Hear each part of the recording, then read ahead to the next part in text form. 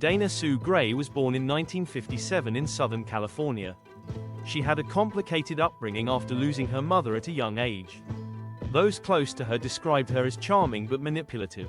She often struggled with personal relationships and financial stability. By her late 30s, she was divorced, unemployed, and facing serious debt.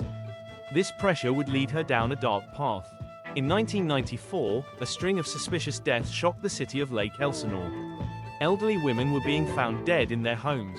At first, the deaths didn't seem connected, but patterns soon emerged: missing credit cards and signs of forced entry. Police began looking into local acquaintances of the victims. One name kept coming up: Dana Sue Gray. She was a former nurse who had access to medication and patient records. She also had a growing history of erratic behavior. Gray was soon placed under surveillance. Investigators noticed unusual purchases made with the victim's credit cards. She had been using stolen cards to fund shopping sprees. Luxury items, clothing, and personal goods were all traced back to her. In March 1994, Dana Sue Gray was arrested. Evidence tied her to at least 3 murders and 1 attempted murder. She confessed during questioning. Her motive was simple: money and a desire for a lavish lifestyle. What shocked many was the methodical way she planned the crimes. She targeted vulnerable victims she knew wouldn't resist. At her trial, Gray pleaded guilty to avoid the death penalty. She received multiple life sentences without parole. She became one of the few known female serial killers in the US. Her case was rare and deeply disturbing.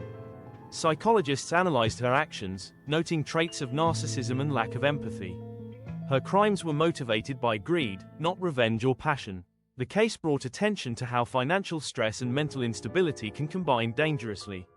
It also highlighted the lack of awareness around female offenders. Today, Dana Sue Gray remains in a California state prison. She has shown little remorse for her actions. The families of the victims continue to seek peace and remembrance. Their loved ones were taken without warning, and for material gain. Gray's story stands as a chilling example: how charm and normalcy can mask deadly intent. Justice was eventually served, but the case remains one of the most shocking of its kind.